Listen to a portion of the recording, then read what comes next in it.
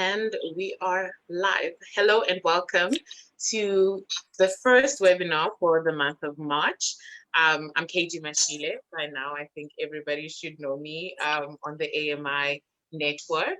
And I'm very honored to be having this conversation today, it being the last day officially of Black History Month and the first day of International. I'm joined by four amazing women that I had the privilege of knowing personally, but I'm going to allow them to introduce themselves to you. We will start with Miss Seba, as she's directly in front of me on the screen. Hi, Miss Seba, please introduce.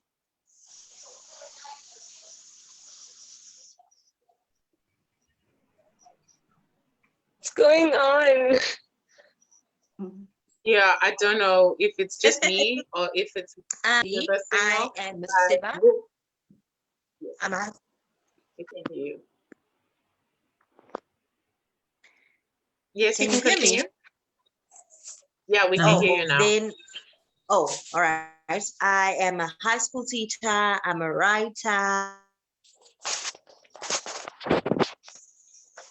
I'm a girl. Yeah. So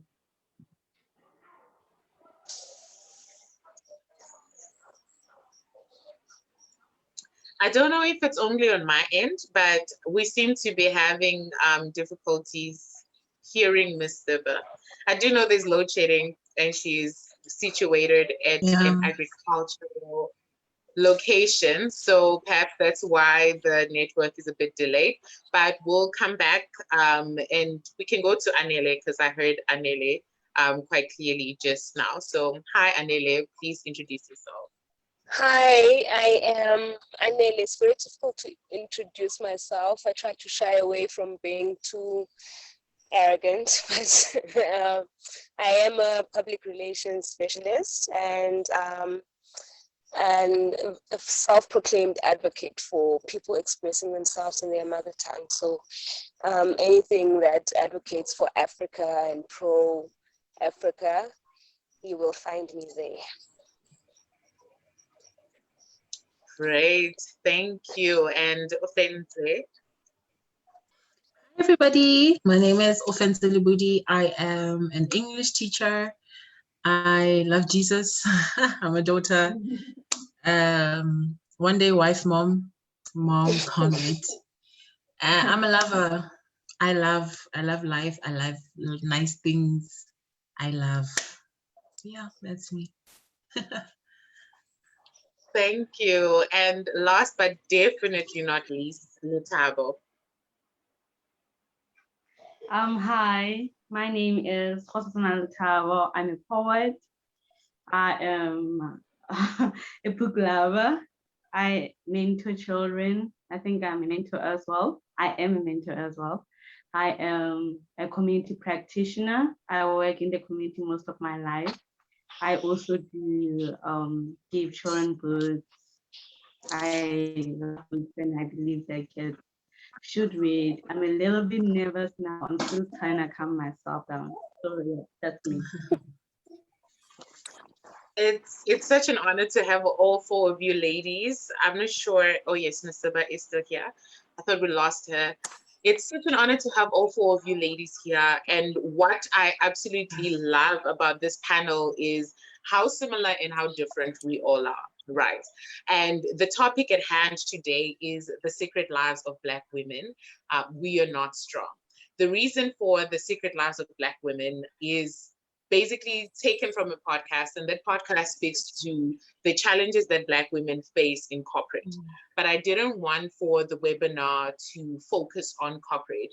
We rather wanted that the webinar speaks about the holistic life of Black women and the reasoning behind why Black women are called strong, but also the impact and I almost want to say pros and cons of the phrase and of the stereotype, if I would call it that Black women are strong.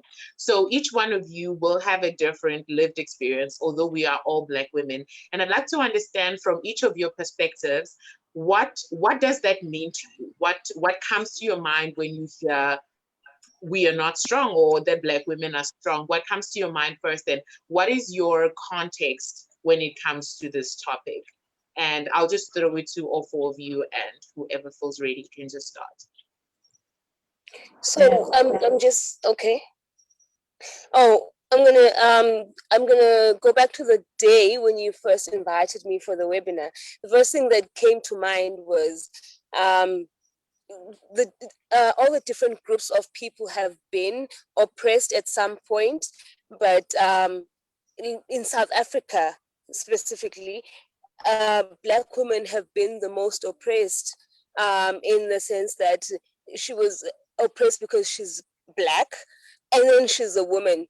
So she's oppressed twice, when a Black man is only oppressed because he's a Black man, or a white woman because she's a white woman. And I'm not minimizing their struggles, but I'm just saying, for Black women, it's not just having to fight against racism, but it's also having to endure the sexism as well. So that's what I thought about. That's what came to mind, the being oppressed twice at the very beginning, and now having to move on with that, having to fight to find your place in a world that's already oppressed you just by virtue of being a Black woman.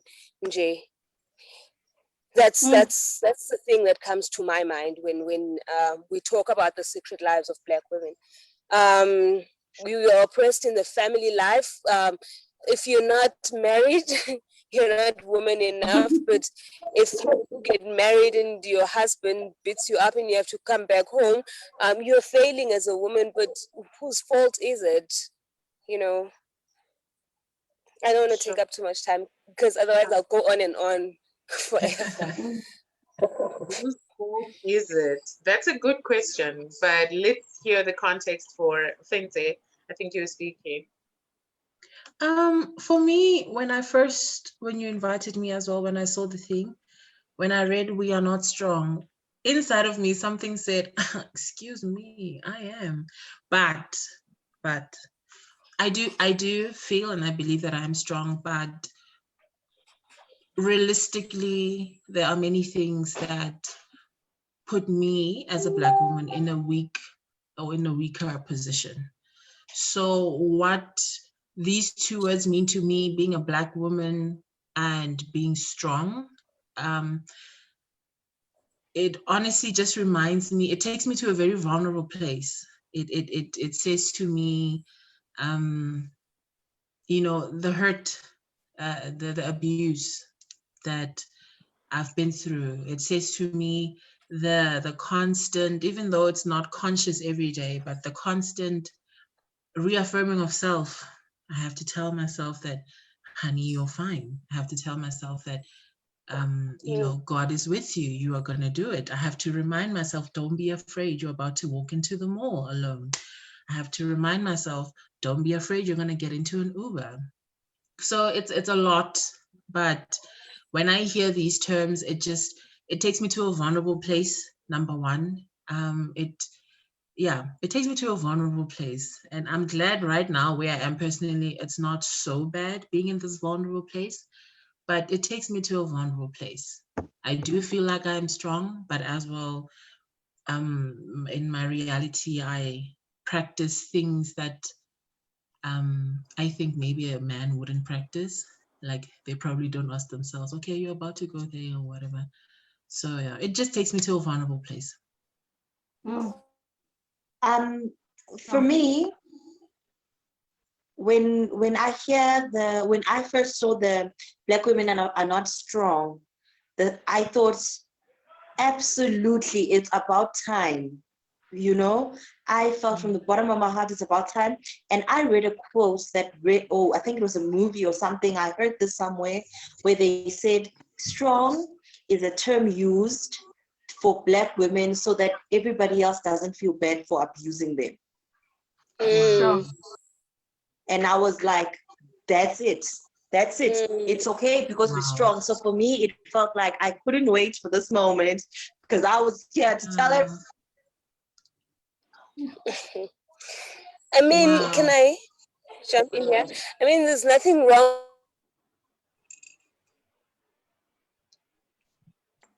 Oh no. I think we are losing with Anele. being called strong. Can you hear me now? Yes, Yeah. we can hear you now. Okay. There's nothing wrong with being called strong, but as a Black woman who's Oh, we also are. trying to find the Okay. the word has been the word has been demonized for us, you know, because it's a proud thing to be strong. It's something to be proud of, to be a strong Black woman, but it's also something that you're afraid of being, because then that means being abused, like Lethabo said. But it's also something I can be proud of, because I mean, look at everything I can endure because of, you know, as a strong Black woman. Sorry, I'm waiting for a visit for someone here. I'll just attend before they call again, and then I'll. Okay. We'll quickly use Anele. Just quickly before Lethabo, Miss Seba, were you done? We'll continue. Yes, I was done. Okay. Lethabo. For me, I think it resonated so much. I had to go to the root of it. Black women are abused culturally. Culturally, as a young girl, you are taught being strong, you know, you are taught endurance. I will make an example. When a girl is sexually abused in the family, that is first where they teach you strength. They teach you to be quiet. They teach you to carry the thing by yourself. You're not allowed to tell anybody. Many things are thrown in the carpet culturally for Black women. So I am in agreement. We are not strong. We are not strong because we need to speak about these things. We need to be a unit. I believe we are strong as a unit of Black women, where we speak these things, where we are able to voice our emotions. I mean, when Black women is abused, when Black women's emotions are violated, family meetings will sit and you'll be told that you are a woman. So it's a more than a social thing, as a cultural thing. It's deeper. And if we have to deal with this matter, if we have to be loud about it, we have to go to the roots of it. Young girls, young Black girls are not strong. Young women are not strong. We are not strong. That's May I say, sorry. May I say something? Let's just were you done, Lethabo? Quickly before Fenty jumps in. I was getting heated, but I will let it go. I was getting heated and preaching about the thing. Like, hey, yeah, we are not strong. And the term endurance, the fact that you have to endure being called strong. You know, when we are quiet about so many things, Black women are into psychiatrists, psychologists' rooms each and every hour, because we are not allowed to talk about the things within our society. Applied like rape, you are not allowed to speak about it. You are not allowed to say, I was touched in a wrong manner. That is like an abomination in our communities. And there are young Black girls that are raised this way. They will tell you to wear well. Men don't rape clothes, men rape women. And yeah, that's my passion. I'm getting heated. That's a word. Guys. I don't know. Yeah. But I'll let it go. I will let Ofentse to talk. Okay, Ofentse. I mean, I just want to say that's a word. Men don't rape clothes. That's a word, girl. That is a word. That's a word. I wanted to say, Lethabo reminded me of a saying in the Tswana community, probably Sotho, and probably South African Black culture, Mosadi tshwara thipa bogali, which means a woman holds the knife on the, like, by the blade, né? And they use it in marriage. They use it in they use it. It's your life motto, basically. A wife holds the knife by the blade. And maybe one day it did mean something beautiful. I don't know. I wasn't born. But I see many repercussions, you know, and not good ones because of that, such statements rather. So I agree with what my fellow speakers are saying. So, And so I am literally, it's very, very, very seldom that I get tongue-tied, but I will be honest and vulnerable in saying that because the topic is so close to home as a Black woman, a lot of what is being said resonates with me in a way that perhaps other topics have not resonated with me before. So this is very personal for me in a sense. And even speaking of sayings, I always when speaking on the topic of Black women in strength, I always want to demystify the statement "Wathinta bafazi, wathinta imbokodo," because while this statement has been made to mean strike a woman, strike a rock, that would actually be "Wathinta umfazi, wathinta imbokodo." But actually, what was said was when you strike the women, you strike a rock. So basically, like Lethabo was saying, our strength is in our solidarity. It is when Black women, it is when women, it is when a collective comes together that they become strong. You hear, even as a woman, everyone is familiar with the phrase strength in numbers because we have to go with people wherever we go to be strengthened, to be made into imbogodo. You understand what I mean? So I'm very much against the saying you are a rock or imbogodo. No, I can never be a rock. If you strike me, I will die. I will bleed, and it will be another hashtag. But now, how do we reintroduce strength? How do we redefine strength?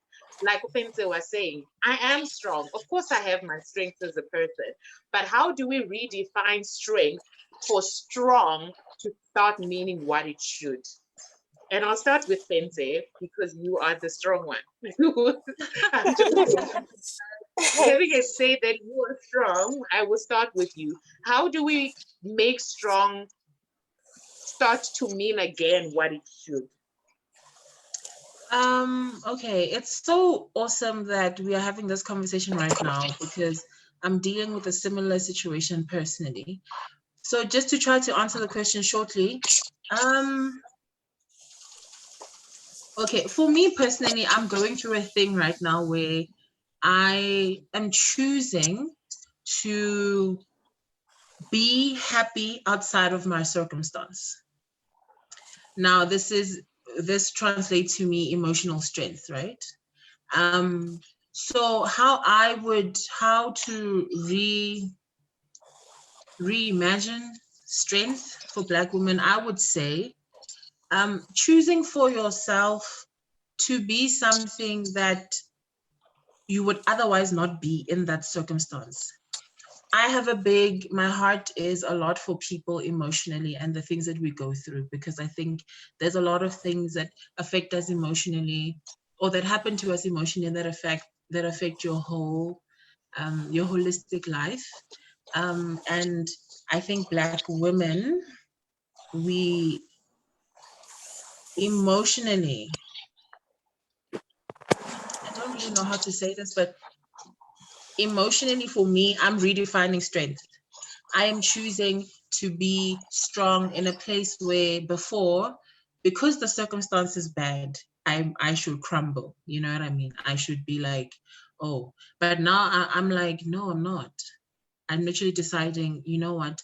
Nobody's going to make me sad. I'm done.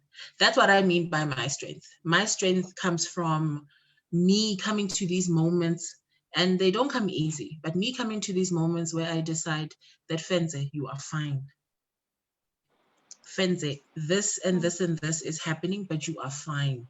And you know what? Other people will say, oh, but you're not fine and you're not, I don't know what people will say, but for me, strength emotionally is starting with me coming to a place where I realize that, you know what, I am being affected when people treat me or do this to me. So I am choosing on my own. And I'm not trying to be negative, but I'm choosing on my own. I'm telling myself I'm fine. So redefining strength for me really comes right now. It's coming from a place of me deciding that I don't want anyone to take me to a place where I don't want to be anymore. I don't want to allow anyone to take me to that place. If a circumstance happens and it's big, yeah, maybe I can break down, I can whatever, but otherwise I am not allowing anymore for people to take me to a broken place where I don't want to be. That's how I'm redefining emotional strength, my emotional strength. You were reminding me of a conversation I once had with Miss Seba, and we were speaking about how people validate other people's pain based on their own experiences of pain. So, for instance, what my experience has been with a situation will make me say, no, you are not okay, because I was not okay when I went through what you were going through. And I know it's very controversial what I'm about to say, and it's probably something I should not say, but I've already thought it. So I feel like somehow we are hyper doing something with therapy right now. Like the trending thing now is therapy, right? Everybody's in therapy.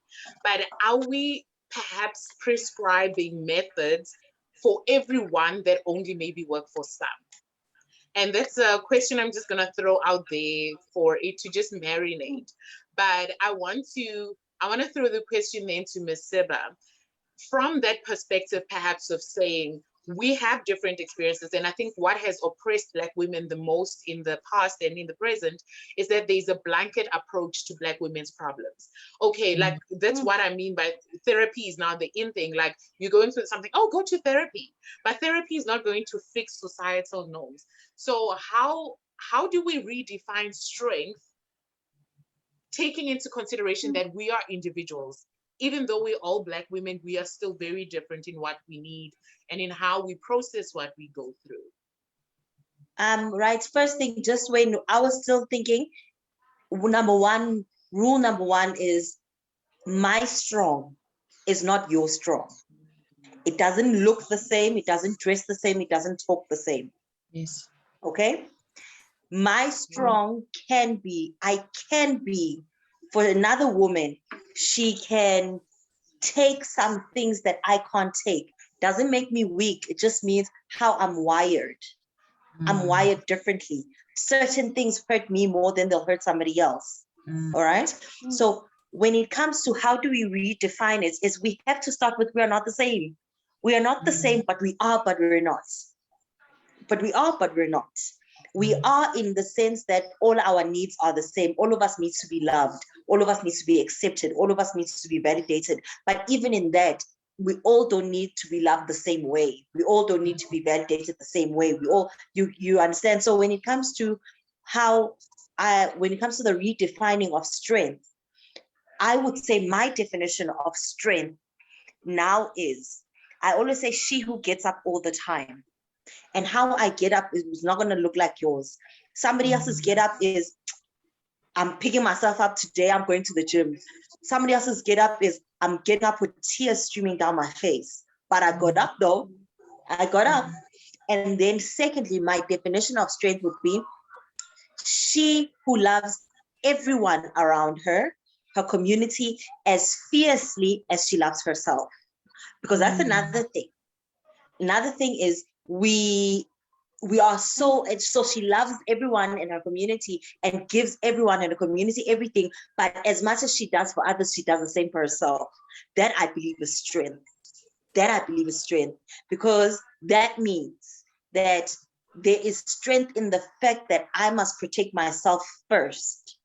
And I must be able to stand up for myself first. Then I can be somebody who stands up for other women and speaks up for other girls. And because I do that for myself first. And I'm willing to do that for myself first.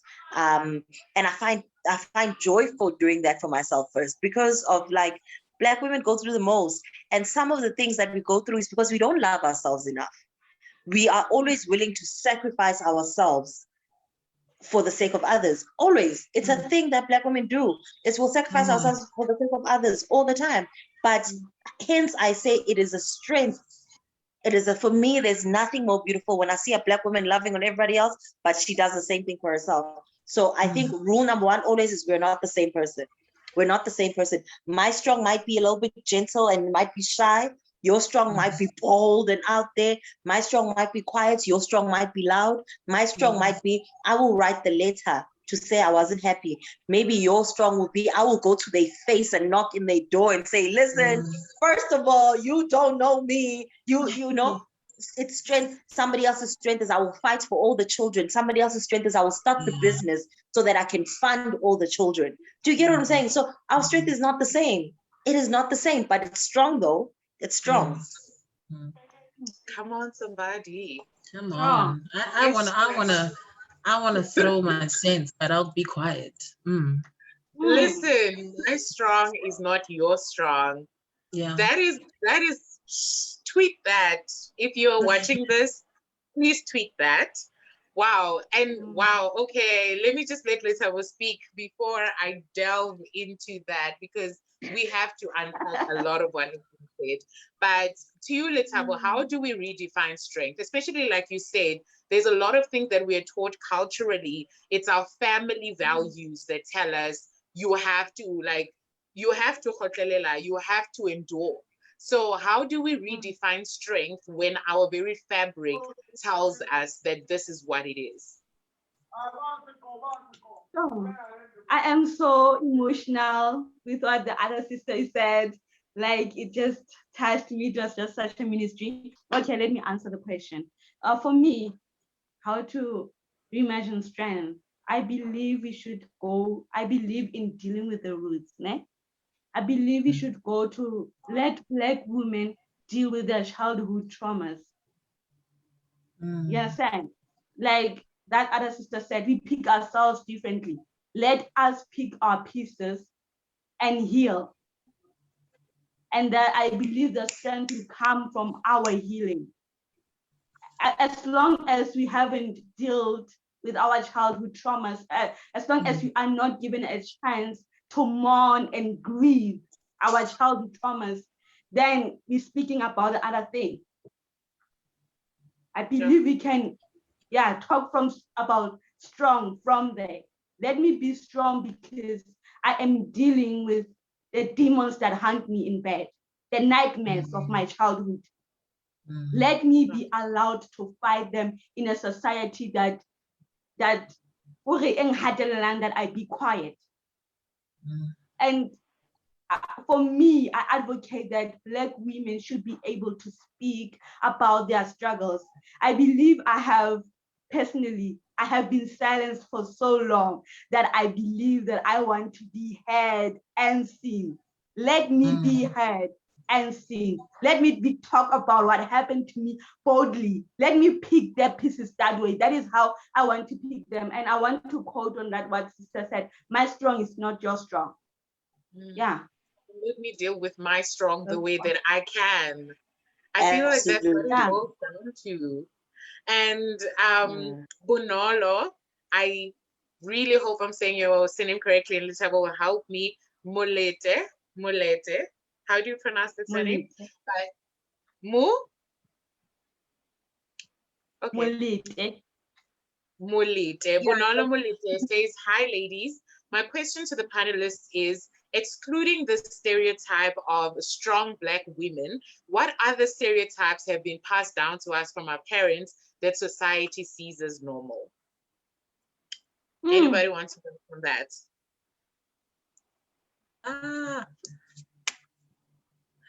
Lethabo, you can go first. I'll come after. I think from our parents, the fear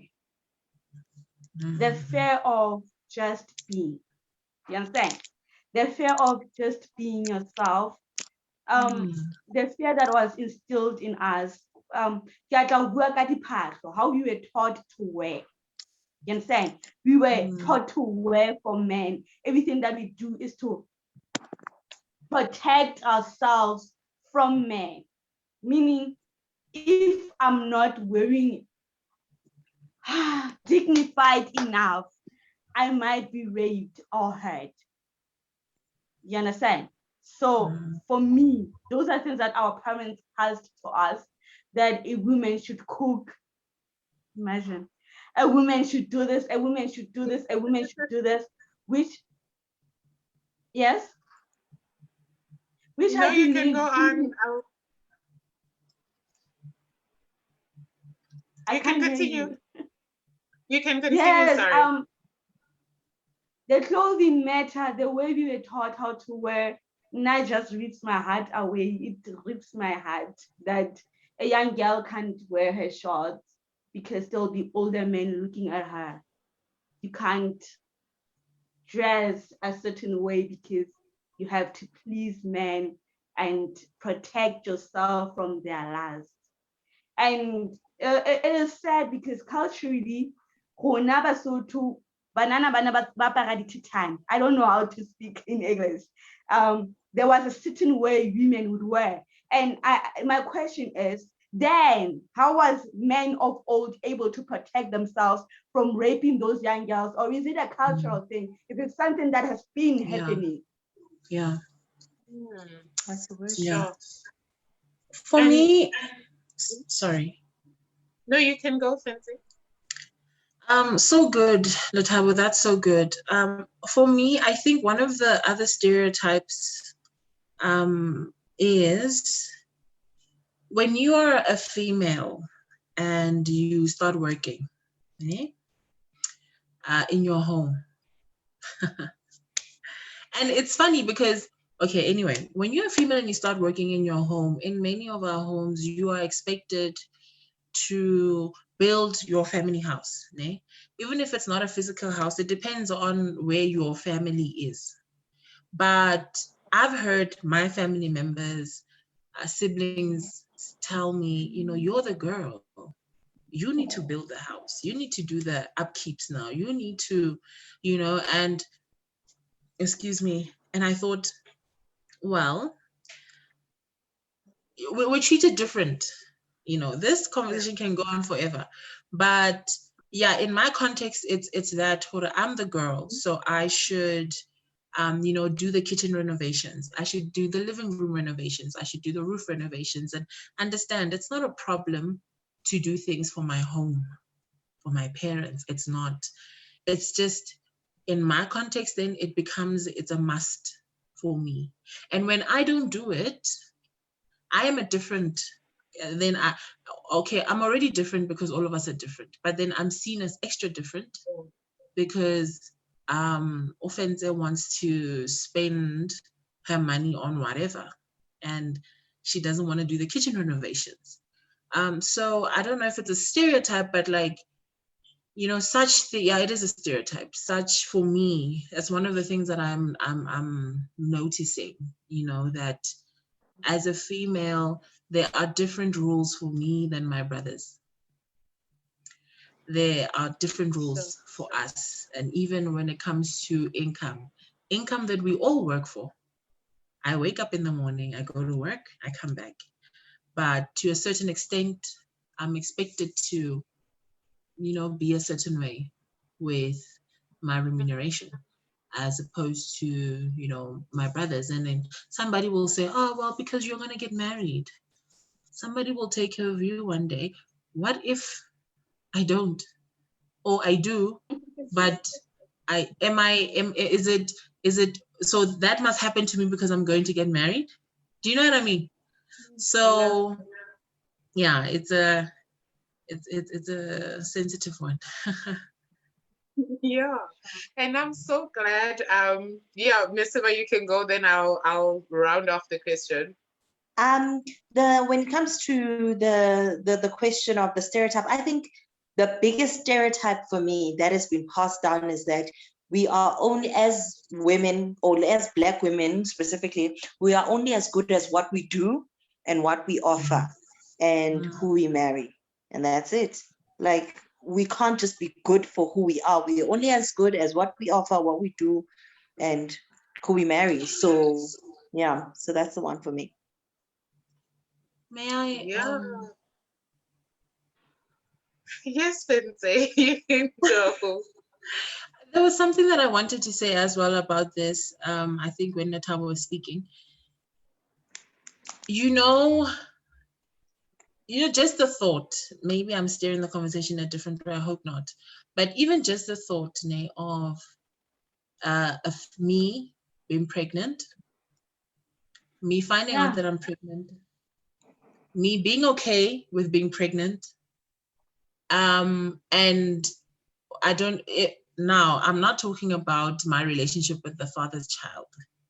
I'm just talking about me being a female right now, besides my faith standing. Yeah?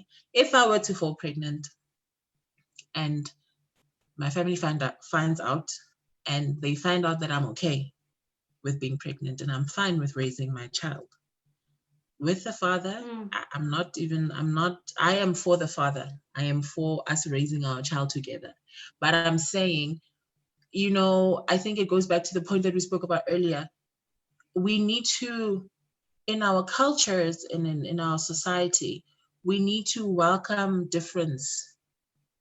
We need to be okay with us being different.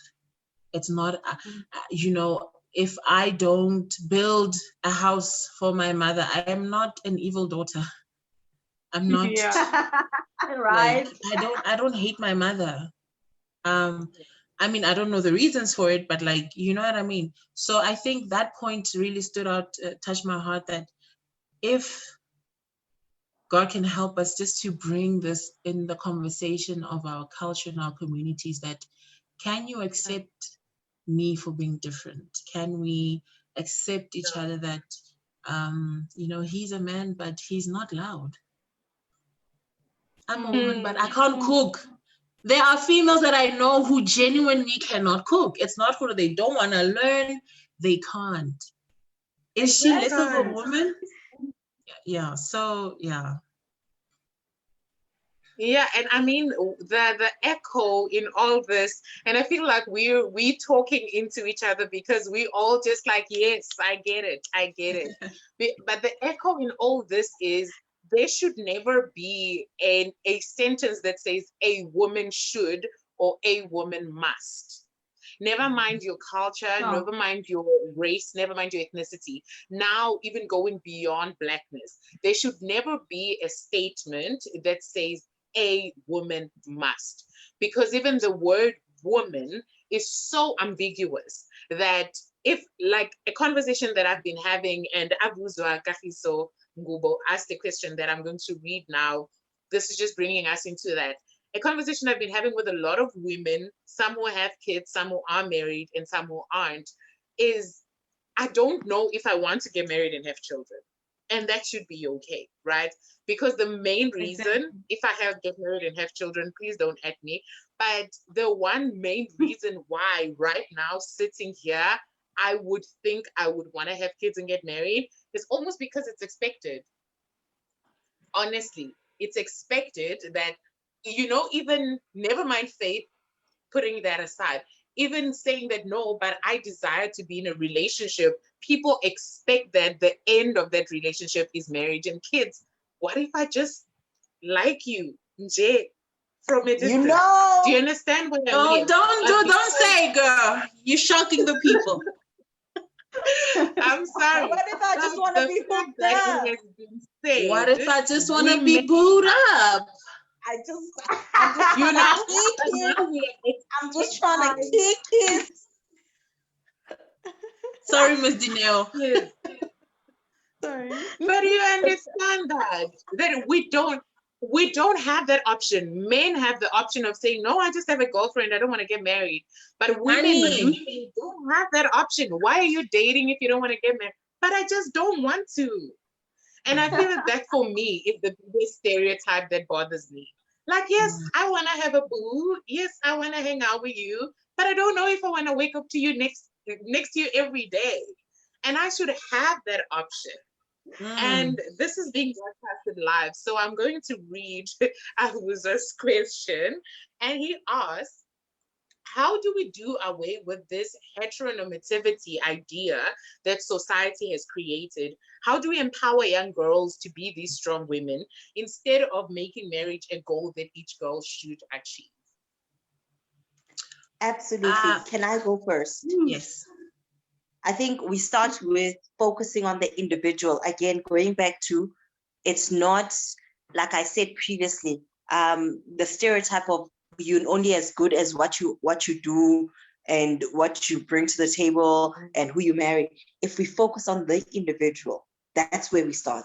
We focus on, we teach girls that they are just as important as a single individual, and they are important as a unit of girls first. Not Uguti, you are only as important as the person you marry and as the children you will have and as the job you will keep one day. Because see, I feel like where we are now, we are on two streams now. Now we have women who are taught to go hard on careers, and they go hard, and there's nothing wrong with that. Then on other streams, are taught women who, if you don't have a good career, then get you a good man, you know. And then it's like, can a woman just be?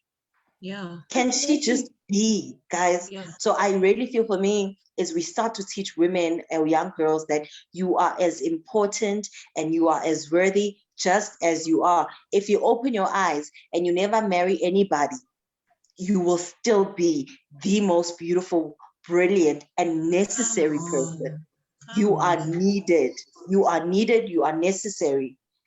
There's, regardless of what job, whether you become the next Kamala Harris or you become the next lady sitting on the side of the street selling potatoes, you are necessary. Because you know what? In you, there's a nurturer and there's a lioness inside of you who we all need. Come on. That's so good. Before you go, Fente, let me just quickly apologize. We seem to have lost Anele. And yeah, I was hoping that she'd come back on. So I'm really sorry for the people who are here to listen to her, because her voice is very important in this conversation, but we will try to get her back. Yeah, Fente. I just want to add to, or rather to answer the question, how do we empower young girls to be these strong women? You know, I think that I have nieces, actually. They're young, still young. Raising them from a young age in a way that is true. And what I mean by true is, when my niece is having an emotional moment, you know, because another thing about being a female is that hormones are real. Hormones are the realest things. I started experiencing these things severely from last year. So that can happen to young girls. So my point is, raise young girls from young. Allow them to be. Like, if my niece is emotional, I can't figure out what's wrong with her. Her parents can't figure out what's wrong with her. Let us not be impatient with that girl. Sit with that girl, find out, my darling, what's wrong? Are you angry? Teach young girls from young. Teach them to identify what they're feeling. Speak to them about what they're thinking. Many of us, correct me if I'm wrong, ladies, many of us sometimes struggle with the thought of being wrong. This is something I'm dealing with today. We struggle with the thought of, you know, being wrong. Surely I'm wrong. I can't want that, or I can't think this. Even if the thing that I'm thinking is wrong, because there is this thing, I don't even voice it, and that thing grows. What you don't voice grows, Shem. It won't honor you and be quiet. It will grow inside of you. And one day it will shoot through your soil. Do you know what I mean? Into a thing. So I think, how do we empower young girls to be strong women? Speak to them from young. Allow them to be. talk to them. They're smart. Yeah. Sometimes they're not, but talk. You'll find out when you talk to them, give them that room, and let them know. Yeah, give them that room. And what I know personally, when you give somebody room, they in themselves will come to the decision of being a certain way, a better way for themselves. Maybe not a way that I will think is better, but they will come to that place because I'm giving them room. I'm saying to them that you're valid. I hear Yeah. you. You're Yeah. hurt. He annoyed you. He looked at you in another way. You liked it, but you feel some type of way. Whatever the case is, you're valid and I hear you. And, let's talk. Let's build. So that's what I think too. Avuzwa. Yes. Sure. Sure. Sure. Lethabo, Yo, do you have I something to add? am I am sitting right here. I'm just napping and clapping. Hi, women appreciating. Yo, I feel like personally I'm being ministered to, especially when we speak about validation, when we speak about worthiness, when we speak about being heard and seen. I think the most important thing for me as a young girl was being seen and heard. And I believe, I feel like I cannot articulate more than these two beautiful women have articulated. I feel like, yeah, that's the way to go. I'm blessed. Sure. It's really like I am where Lethabo is, and like I said, it's very seldom that I become tongue-tied. But this conversation is definitely the first of many. And I really hope that it's going to inspire a lot of people to have other conversations off this platform and on other AMI platforms to say, what is it about Black women that we don't see, right? And at the end of the day, I think people are uncomfortable with us saying, you don't see you don't see where my strength begins and ends. You don't see my pains, but you also don't see my strengths. Like Lethabo said something earlier that really resonated with me, but she was speaking on how girls are taught how to dress, even. What do they wear? But even on the flip side, of course, we are protecting girls from being preyed on by men, but we also want girls to parade themselves to men. And those are things that happen in society. And no, I'm wearing my shorts for me, but also there is that thing in me that's, I hope he's gonna see. You get what I mean? So we need to be honest about those things to say, like Yeah. Fence is saying, he looked at me in a way that made me uncomfortable, but there's some part of me that liked that. So can we unpack that? Because a lot of people who don't report abuse is because, is it really abuse if I enjoyed it? You get what I mean? Those are real questions. But one thing that I absolutely love is the fact that Black women are starting to speak. And I would say some of the conversations must be had by Black women alone, because there is still the imminent danger on women. There is still in South Africa. I mean, all of us are from South Africa, and we've been here, and we have one of the highest rape statistics in the world. It's even more than that of countries that actually use rape as a weapon of war. It's been said. So our rape stats are that high. So even in us being vulnerable, even in us unpacking, it's important that some of these conversations we have by ourselves, just for that extra layer of protection.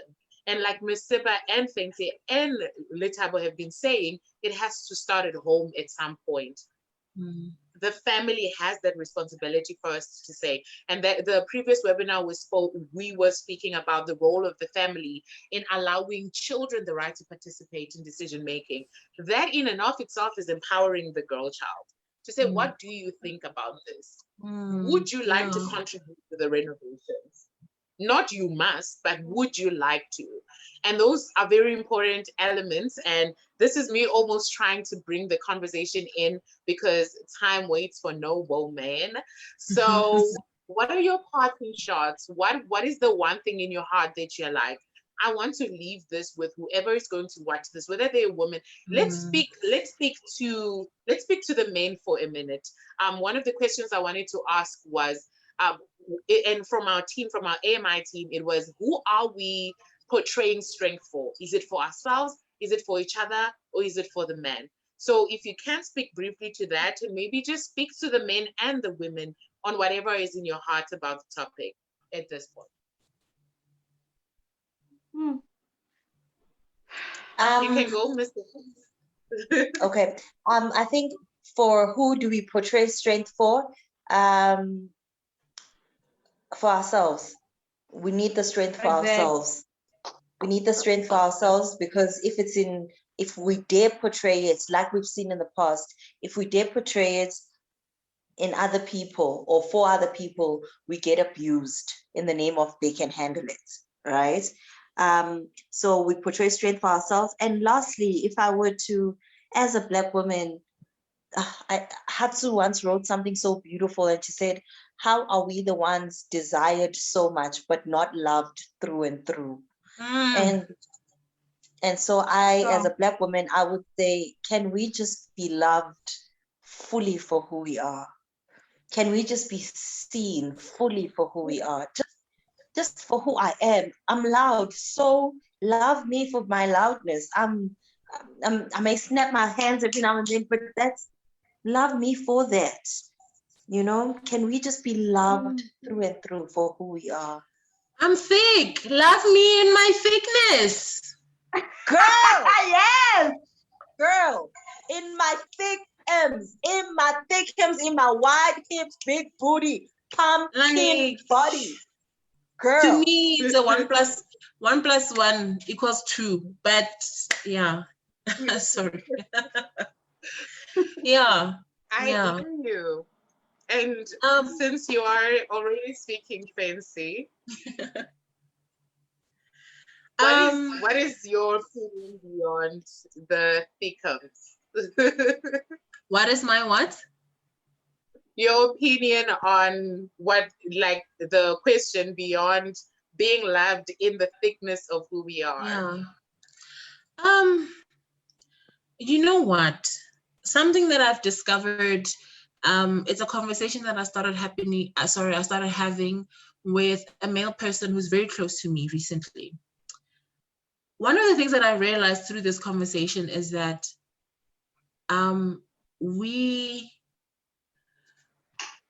me saying, love me the way I am. And to me, when I say that, I just say it like that. There is no if, there is no maybe, there is no but. Yes, there is room for improvement. Yes, there is.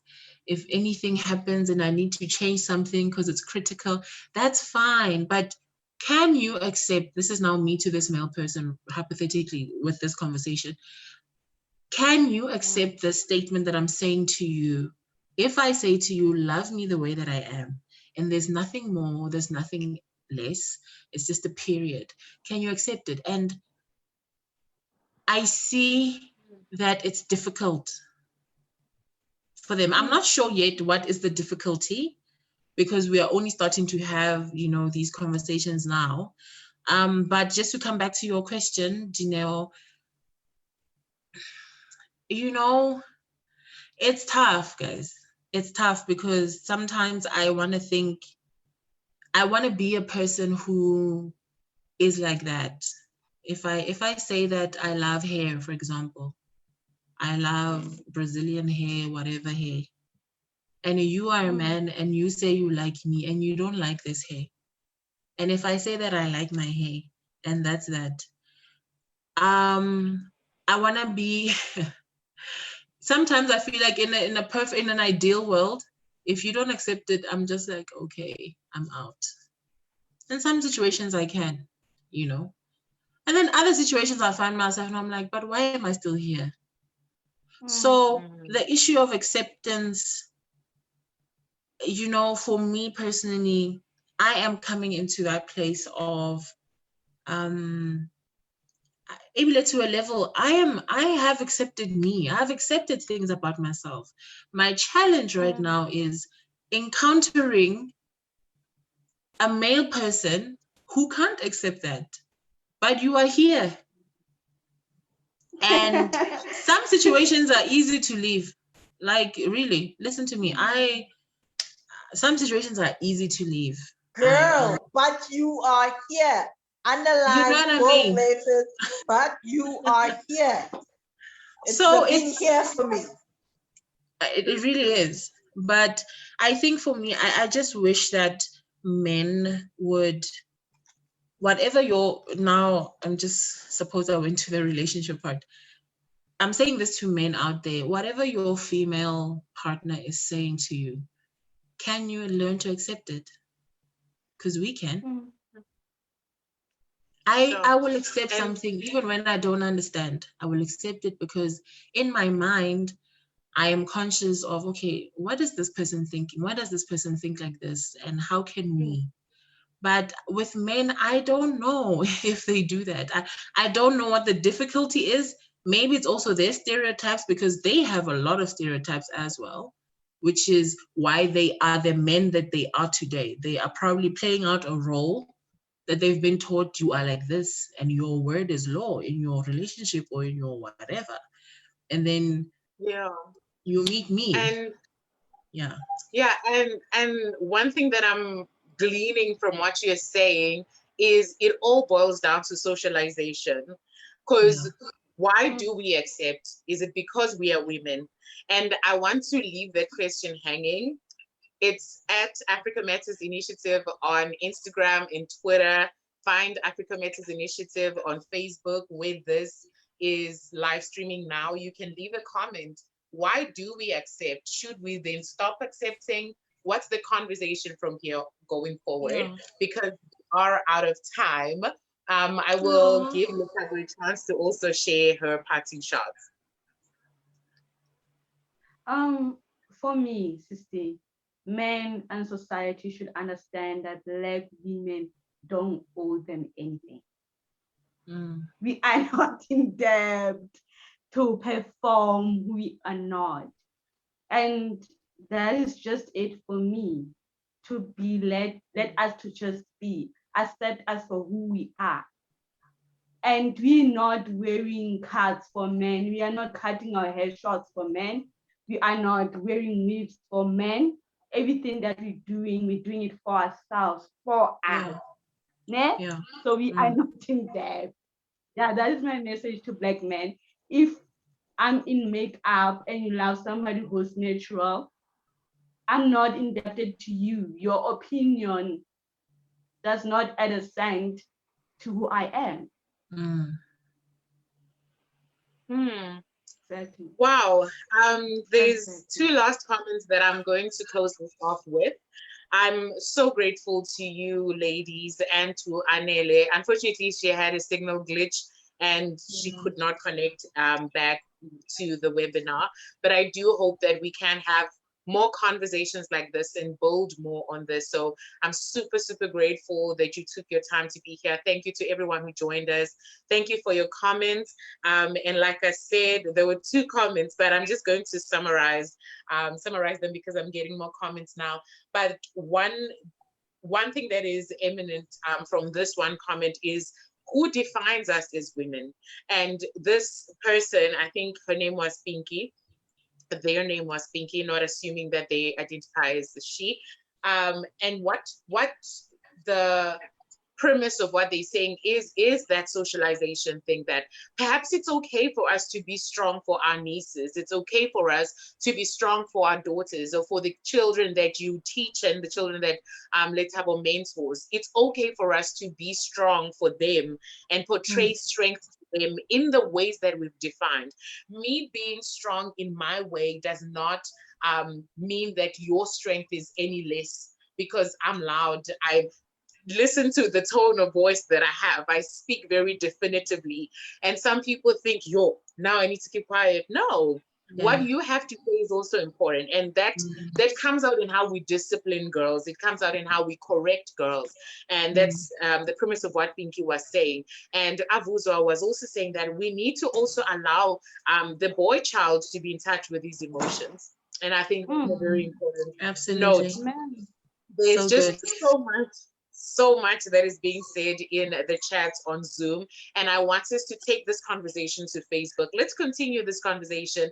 All of us are maybe still available for a while. Leave your comment on the Facebook live stream and let's continue to have these conversations. Who defines womanhood? Who defines strength? And we are entering now into International Women's Month.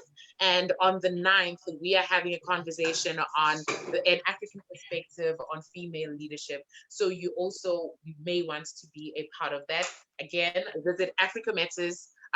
It's Africa Matters on Facebook and at Africa Matters Initiative on Instagram and Twitter. And yeah, RSVP for the next webinar. And again, thank you so much for joining us. I will see you on the next one, and I hope to see your comments on Facebook in the next hour or so. Thank you and goodbye, everybody. Thank you, everybody. Bye. Bye.